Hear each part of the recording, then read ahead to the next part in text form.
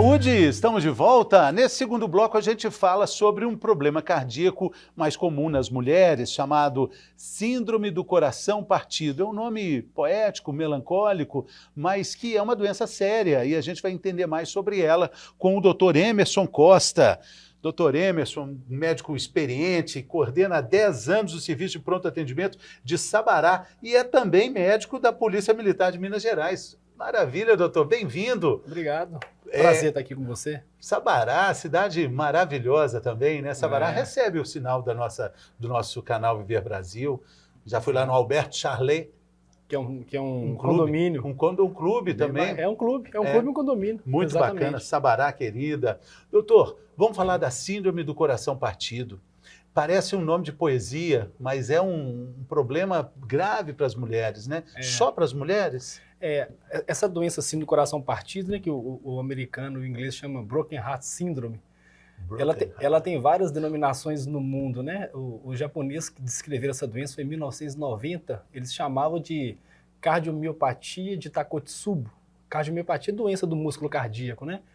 E Takotsubo era um instrumento, um vaso que os japoneses usavam para poder aprisionar o polvo, né, que é para pescar. E esse vaso, ele tem uma forma de um halter, e quando esses médicos descreveram a doença, no ultrassom, eles observavam o coração como se ficasse na forma de um halter, uma alteração na contratilidade do coração. E esse vaso, o polvo entra e não consegue sair, né? Exato, e fica preso ali.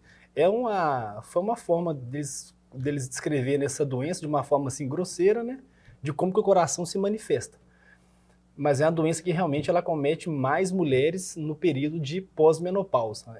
Geralmente 70%, 80% das doenças acometem as mulheres já na fase da pós-menopausa, é isso mesmo. Tá. A gente já falou sobre a síndrome do coração partido algumas outras vezes aqui, mas é muito legal falar, doutor, é muito importante falar que, na verdade, atinge uma mulher que não tem, na maioria das vezes, nenhum problema cardíaco, né? Até então ela não tem nenhum sintoma, nada. Exatamente. O que acontece é que, às vezes,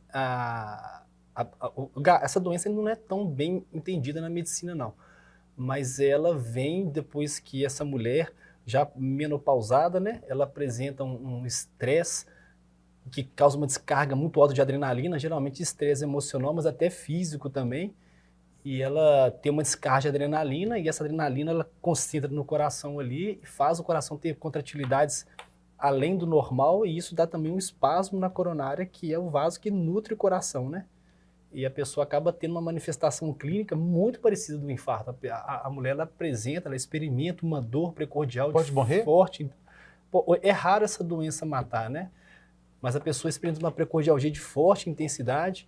Isso faz o médico pensar na dor do PET-C de causa cardíaca. Ele pede o eletrocardiograma e no eletro você vê alterações clássicas do infarto, ou seja, a segunda coisa que confunde o médico se vai de uma terceira arma, que é o exame de sangue. Ele pede o exame de sangue, que é a troponina, que é um marcador de dano de lesão muscular do coração e que também vem alterada. Então tudo fica se parecendo um infarto e você começa a tratar como se fosse um infarto. Mas só lá na frente, lá quando você vai fazer o cateterismo, que você vê que a coronária da pessoa não tem nenhuma lesão assim importante a ponto de ter dado aquela manifestação, né? Aí você passa a pensar nessa síndrome do coração partido. Essa doença, ela acaba que não tem um tratamento específico para ela. Você acaba dando tratamento de suporte para o paciente, né? Você, às vezes, quando o paciente faz quadro congestivo, ele evolui com ciência cardíaca, é uma doença séria. Mas ela consegue ser bem conduzida quando você identifica ela rápido, você dá o suporte para o coração ali. Às vezes o paciente precisa ser entubado quando ele cai muito a saturação de sangue, né? Mas você conseguindo manter o paciente naquela vida ali que está ali sob risco, aquela descarga de adrenalina ela vai diminuindo e a pessoa vai restabelecendo a contratilidade e a performance cardíaca da forma normal. Normalmente um médico cardiologista, ele tem um processo, um trabalho de investigação, uma conversa ali no consultório, que busca um pouco, né, entender os fatores, a qualidade de vida, como é que a paciente conduz a existência dela, né? Na experiência do senhor, quando acontece esse problema da síndrome do coração partido, quais são os pontos em comum, assim, quais são características que são coincidentes nessas mulheres? Geralmente o trigger, né, o principal gatilho é a mulher falar que ela teve um estresse, mas um estresse emocional, assim, além do que a gente vive, né? A gente vive sob estresse nesse mundo de hoje, né? É problema familiar, né? É problema com filho, é problema com pet. Mas e quando a mulher fala que teve um estresse, que faz a gente pensar em Takotsubo, é um estresse além do normal. Ou emocional ou físico. Mas veja bem, o estresse emocional também, o estresse físico, ele também é gatilho para poder desencadear um infarto. De verdade? De verdade. Então, assim, e a dor, veja bem, a dor no peito, ela pode ser várias causas, né? Você tem dor no peito de causa cardíaca, que a gente está falando aqui, né? Que é a síndrome do coração partido ou o infarto. O peito pode doer por causa de lesão de pele, igual uma herpes óssea. Você pode ter dor no peito por causa de lesão óssea muscular. Pode ter dor por causa do esôfago, da traqueia, do pulmão, uma embolia, dói o peito. Compressão de raiz nervosa na coluna, que dói o peito, estado de ansiedade. Enfim, várias coisas fazem doer o peito. E essa paciente, ela descreve uma dor que parece ser muito de causa cardíaca. E como um infarto, ele epidemiologicamente, estatisticamente, ele é mais comum, você vai pensar no infarto. Até porque depois vem o exame de sangue e o eletro alterando igual se altera no infarto. Então, na história clínica, não dá para você falar assim, isso é Takotsubo, não. Porque o gatilho, que é o estresse emocional ou físico, ele também é gatilho para o infarto. Então acaba que o diagnóstico de Takotsubo é um diagnóstico que a gente fala que é de exclusão. É lá na frente que você vai cair num cateterismo e você vai perceber que de fato aquela dor, toda aquela manifestação não era por obstrução coronariana, né? Não é obstrução física. É uma obstrução por contratilidade, né? O vaso ele aperta e depois ele vai e abre. Mas não por uma obstrução. Tanto que no Takotsubo você não tem que depois, no tratamento final, fazer angioplastia. Você não precisa de abrir aquele vaso.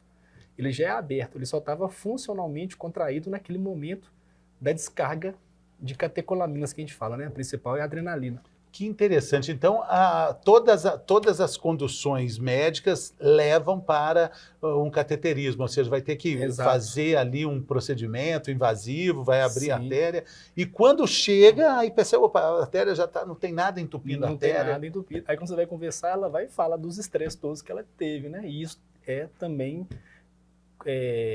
coincidente também com a síndrome do Broken Heart Syndrome, né? Sim, sim. Agora, com relação a esse tipo de problema que leva à suspeita do infarto na mulher, é importante também a gente falar que os sintomas, como o infarto se manifesta na mulher é diferente dos homens, né? Até que não. A dor clássica do infarto, elas são parecidas nos dois sexos, né? É uma dor que o paciente relata, geralmente é o paciente já com uma idade mais avançada, né? Que também coincide com o Takotsubo, geralmente é a idade já, depois que ele já está em menopausa, mas a dor do infarto é uma dor em aperto ou queimação, que ela irradia para os ombros, de forte intensidade, a dor ela não melhora com o repouso, a pessoa tem um quadro pode ter manifestação de falta de ar, sudorese, vômito. Então, a dor de causa cardíaca, quando a gente tem um acometimento cardíaco, a dor manifesta dessa forma que eu citei. E o que pode fazer o coração doer? As doenças coronarianas, que são os infartos, as miocardites, né, que são infecções do tecido muscular cardíaco, as síndromes catecolaminérgicas, que é a Takotsubo, então todas elas manifestam dessa forma. E a dor no homem e na mulher não muda muito, né? A manifestação de dor dos dois é muito parecida. Sim. Mas a gente sempre fala aqui que, na verdade, não pode ter dúvida, né? Tipo, será que é infarto? Tem que ir para o hospital, Tem que ir para o hospital e a gente acaba tratando como se fosse o infarto, porque ele é muito mais comum e o tratamento dele é até um pouco mais específico. Tem que fazer um cateterismo e abrir o vaso, né? Então, a dor no peito, o melhor que o paciente faça é realmente procurar o pronto atendimento, procurar um médico, né? E ali fazer elucidação com o eletro, exame de sangue e apurar aquilo e falar assim, pode ir para casa que isso aqui não é nada. A pessoa arriscar, permanecer em casa com uma dor no peito é temerário, né? E os médicos gostam de dizer que tempo é coração e coração é tempo, né? Os neurologistas também falam que tempo é cérebro, mas tanto faz, os dois são tempo, né? Tempo, cérebro e coração são ligados com o tempo ali de atendimento, né? Exato. Quanto tempo você leva para o atendimento? Isso. Né? Quanto mais tempo ali aquele vaso sanguíneo está obstruído, no infarto que a gente está falando, tanto o infarto do músculo cardíaco quanto o infarto cerebral, quanto mais tempo aquele vaso fica obstruído e aquele músculo que receberia aquele sangue está em sofrimento, maior é a chance de você ter um território de músculo necrosado, né? De músculo inviável. Então, quanto mais rápido você obstrui aquilo, se desobstrui, né? Quanto mais rápido você abre aquele vaso sanguíneo, maior é a chance do paciente ficar com menos sequelas, né? No quadro neurológico é a funcionalidade do paciente.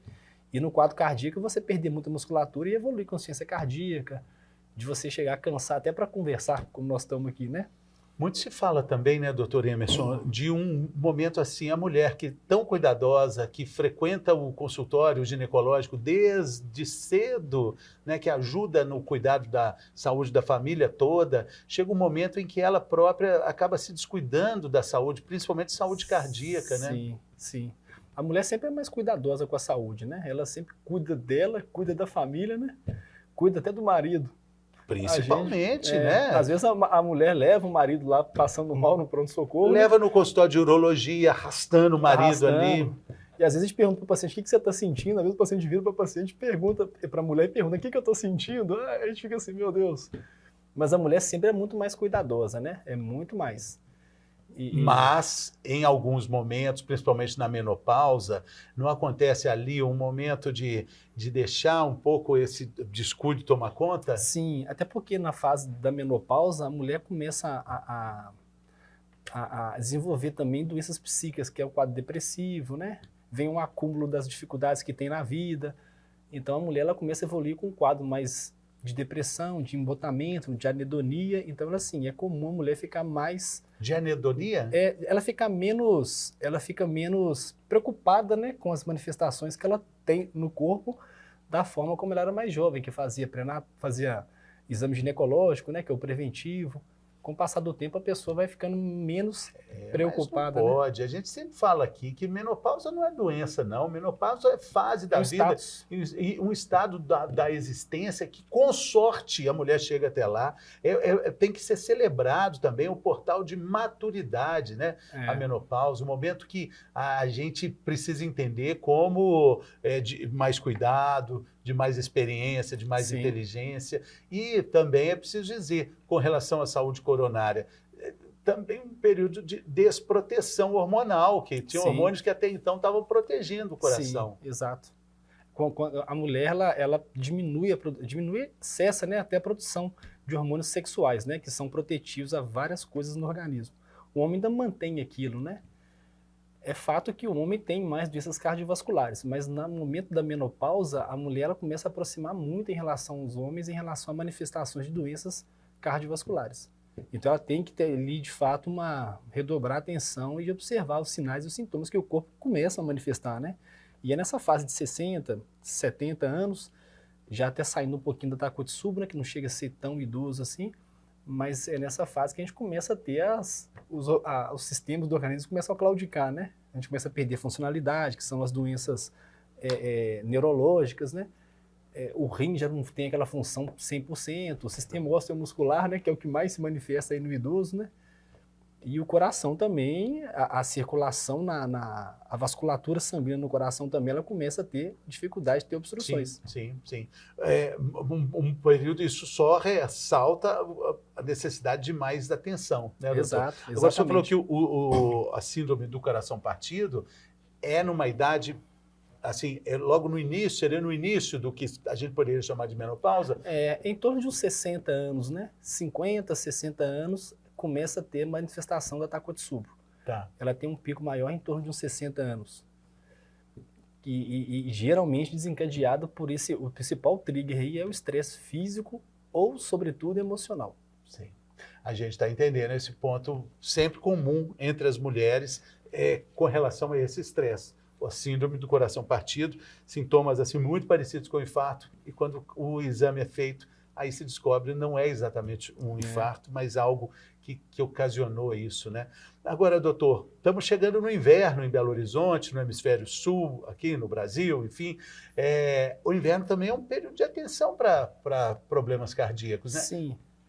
Assim, não tem uma explicação assim, científica para isso não, mas a gente sabe que na época do inverno, a gente tende a ter contrações mais dos vasos sanguíneos da periferia para poder a gente não dissipar calor para o ambiente. Ou seja, então, só a gente pensar no inverso, né? Na época do calor, a gente fica com a pele mais ruborizada, né? Que a gente dilata os vasos sanguíneos da periferia e assim a gente dissipa mais calor para o meio externo. Na época do inverno é o inverso, né? A gente fica com a com a contração de vasos periféricos, né, mais apertadas. E isso tende a fazer um status de uma hipertensão um pouco mais importante. Uma das explicações seriam essas, né? Então é mais comum a gente ver mais manifestações de quadros cardíacos no período do frio. Tem mais infarto no frio? Assim, tem uma incidência um pouco maior de manifestações de doenças coronarianas, no caso o infarto, né, no período do frio. Sim. O que fazer? O que tem que ser feito é o quê? A pessoa seguir, para quem é hipertenso, por exemplo, é seguir o tratamento adequado que o médico prescreve, a pessoa acompanhar aquela pressão em casa, que inclusive se acompanhar também, eu sempre falo com os pacientes, né? Não pode ser também aquela loucura desenfreada, né? Às vezes a pessoa adquire aquele aparelho da pressão e fica medindo a pressão ali todo dia, né? Não é isso, né? A vida é muito mais em você aferir a pressão. Mas a pessoa tem que fazer o quê? É estilo de vida, né? Ter a prática de exercício físico, ela alimentar corretamente. Falando especificamente, né, no inverno, nessa prevenção de problemas cardíacos no inverno, alguma coisa específica? Não tem. Blues de frio, né? Como se diz em Minas. Blues de frio. A pessoa tem que se agasalhar, mas a gente, assim, falar que a pessoa passar frio, ela vai ter infarto também, força a barra, né? Força a barra. Mas assim, não tem um dado que a pessoa Mas é importante dizer que no frio existem mais casos de infarto. Existem mais casos, as pessoas têm que ficar mais atentas a manifestações clínicas, né, de dor, e em relação, por exemplo, até a gente está falando da Takotsubo, né, a síndrome do coração partido, né, é a pessoa ter menos estresse. Como é que a gente fala no mundo hoje, né, não tenha estresse, né? Teve uma paciente que chegou lá no pronto atendimento que a gente coordena, que o estresse que ela teve, ela vivenciou uma história triste, né, ela vivenciou o homicídio do marido, né, depois que passou por todo aquele, de ter visto ali o marido na situação ali assassinado, né? Ela teve uma descarga adrenética, porque não é para menos, né? E ela foi evoluir com dor no peito, e até então a gente até achava que era uma somatização, né? É quando a pessoa, o que é a somatização? É quando a pessoa tem uma manifestação clínica de falta de ar, de dor no peito, de dor abdominal, mas que aquele órgão não tem nenhuma lesão, né? O paciente que chega com falta de ar depois de um estresse, você vai auscultar o pulmão, não tem nada. Você faz uma radiografia de tórax, não tem nada. Aí você vai dar um diazepam, aquela falta de ar vai embora. Então, aqui a gente chama de somatização. E essa paciente, quando teve esse estresse lá, a gente achou que ela estava somatizando. Mas como for fazer o eletro alterado. Pedimos exame de sangue alterado. Nós tratamos como um infarto. Ela foi transferida, foi para a unidade coronariana, e quando foi fazer o cateterismo, ela não tinha as lesões tão importantes para poder justificar um infarto. Aí fechou-se ali o diagnóstico do Takotsubo, né? Junto com o ultrassom do coração, né? Que é o ecocardiograma, que mostrou um balonamento ali no ventrículo esquerdo que, juntando com todo esse contexto, fecha o diagnóstico da síndrome do coração partido. Ela chegou a relatar o que ela tinha visto, o que ela tinha vivido? Ela chegou lá, os familiares falando, né? Anunciaram que depois que ela recebeu um anúncio, né, da situação do marido dela, ela começou a desesperar, chorar ali copiosamente, e ali ela começou a manifestar o quadro de uma precordialgia, né, uma dor no peito intensa. Sei. E isso, as pessoas levaram ao hospital achando que ela estava infartando, né? Porque a dor dela, como eu havia falado, a dor no peito pode ser de várias causas, mas a dor dela era uma dor de características do peito de causa cardíaca. E nós fomos fazendo exame ali achando que realmente já estava infartando, né? Sei. Mas olha que interessante, o próprio médico entendendo, falando, poxa, ela sofreu um estresse emocional muito grande, ela teve um sofrimento muito grande, ela viu uma cena muito forte. Aí, o senhor, com a sua experiência de controle ali, 10 anos no serviço de pronto atendimento, né, em Sabará, na Polícia Militar, enfim, mesmo sabendo que pode ser um problema ligado à síndrome do coração partido, o senhor tem que passar por todo o procedimento. Exato, né? O diagnóstico ele é de exclusão, né? O que a gente tem que pensar, como os professores nos ensinavam na faculdade, né? Na medicina o que é comum é comuníssimo, e o que é raro é raríssimo. Então é muito mais comum a gente ver realmente obstrução coronariana, até pela idade da pessoa, ela gera uma paciente hipertensa, diabética, então e a dor do peito sugerindo infarto, a gente tem que pensar como infarto, né? Até depois a gente ir caminhando com o paciente, estabilizando o quadro, fazendo analgesia, fazendo redução do estado de ansiedade dela. Quando ela foi transferida e fez o cateterismo, que ali se viu que as coronárias dela não tinham tantas obstruções para justificar um infarto. Quando foi se fazer o ecocardiograma, que a gente viu aquela forma ali daquele vaso, né? Daquele balonamento que é daquela armadilha que é o Takotsubo. E esse caso foi descrito. Está me ocorrendo aqui que a Salomé, a nossa querida Salomé, talvez tenha sofrido uma síndrome do coração partido. Salomé é personagem, símbolo do Cruzeiro, da torcida cruzeirense, doutor. Quando o Cruzeiro caiu para a segunda divisão, ela estava no jogo contra o Palmeiras e na saída ela falou para algumas pessoas, olha, vocês não vão me ver na segunda divisão. E ela morreu na semana seguinte, de tristeza. Talvez, mas lá no céu ela está feliz com o Pablito também cantando, porque o Cruzeiro voltou. Mas faz sentido essa tristeza toda, né? Sim, sim. O estresse, ele é assim, ele não é um estresse normal para a pessoa ter realmente essa síndrome do coração partido. Tem que ser um estresse forte, né? É o que a pessoa tem de valor ali e cada um dá valor para as coisas, né? Traz e enxerga as coisas. E é legal a gente fazer essa associação com a menopausa, porque tem a síndrome também do ninho vazio, né? Quando os filhos casam. Exato, tem isso também. Tem toda uma nova reformulação de lar, exato, né? Ali a mulher já fica com aquela ausência, né? Daquela acolhida da família. Já são outras manifestações. A questão da depressão também, né, doutor? Essa síndrome do ninho, por exemplo, é uma doença de instalação mais lenta, mais insidiosa, né? Vai se instalando do lado depressivo. O coração partido é imediato. O do coração partido é uma manifestação abrupta, né? Ela é intempestiva, ela é aguda, ela é fotográfica, sabe? Em que pese, por mais que passe aquele momento de estresse, a lesão muscular ela continua. Então, os pacientes, enquanto o médico está dando suporte para o paciente, né, tratando a insuficiência cardíaca que aquilo causa, geralmente o paciente com 2, 3 semanas, ele já sai do quadro crítico. E interessante é isso, e quando você marca os retornos para o paciente no ambulatório, no consultório, quando você vai pedindo ecocardiograma sequencialmente, aquela forma daquele Takotsubo, daquele halter, né, igual aquele halter que a gente usa na musculação, que o coração fica daquela forma, aquilo vai se desfazendo. Ou seja, a manifestação ela é abrupta, mas a correção da doença e a voltar à normalidade da contratilidade cardíaca, ela é progressiva, né? Não assim, de uma hora para outra. A pessoa não cura de uma hora para outra, não. A doença se instala rápido, mas ela vai se reduzindo progressivamente. E o interessante que a literatura fala é que o paciente que teve a síndrome do coração partido, ele tem todos os ingredientes para ter novamente, né? E a incidência mostra que é em torno de uns 10 a 15% que voltam a ter a doença. Com outros episódios de tristeza? Com outros episódios, e às vezes com outros triggers, né? Com outros gatilhos.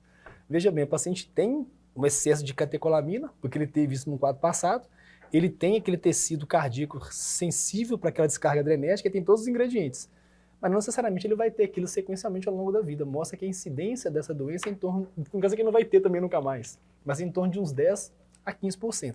E alguma... É raro a morte, as pessoas geralmente, não é comum a pessoa morrer com a síndrome do coração partido. Mas é sempre com as mulheres. Mais comum, 70% a 80% da incidência estão em mulheres pós-menopausa. Isso repete muito. E tem uma explicação? Não tem. A fisiopatogênese da doença, né? O entendimento da doença ainda é muito desconhecido. A teoria mais aceita é que é um estado de excesso de catecolaminas no sangue. A mulher tem mais que o homem, isso é muito discutível. Catecolaminas? Catecolaminas são substâncias que são produzidas por uma glândula adrenal, que noradrenalina, adrenalina, né? A mais comum é a adrenalina, né? Sim, a mulher tem mais. Não é que ela tem mais, mas estranhamente isso é mais comum ter na mulher. A síndrome é mais comum ter na mulher. Fica esse questionamento, né? Será que no momento de estresse emocional que a pessoa desenvolve ali, a mulher ela tem mais descarga naquele momento? Talvez porque a mulher ama mais, né? Porque a mulher tem mais capacidade de amor, né? Pode ser que sim. Pode se acreditar nisso também, né, doutor? Pode se acreditar. Doutor, é isso aí. Muito obrigado pelas informações aqui, pela gentileza, pela generosidade. Sucesso aí no trabalho da Polícia Militar. O senhor é oficial também, né? Eu sou oficial da polícia. Qual patente? Eu sou capitão. Capitão, doutor. Você devia ter me falado do capitão da Polícia Militar. É isso aí, doutor. E de Sabará também, né? De Sabará. Maravilha, exatamente. Doutor. Muito obrigado. Volte sempre. Sucesso. Obrigado. E a gente fica por aqui, então. Muito obrigado pela sua companhia. O pedido é para que você mande um WhatsApp para a gente. Mande uma dica. Eu estou rindo porque, na verdade, a gente está esperando a sua mensagem. O que você acha da nossa programação, suas sugestões, suas dicas de pautas, perguntas e temas. O WhatsApp aí, 997915990. O nosso Madurinho Gogó de Ouro, vai te responder e dar todas essas dicas. Um grande abraço, até a próxima. Saúde! aí.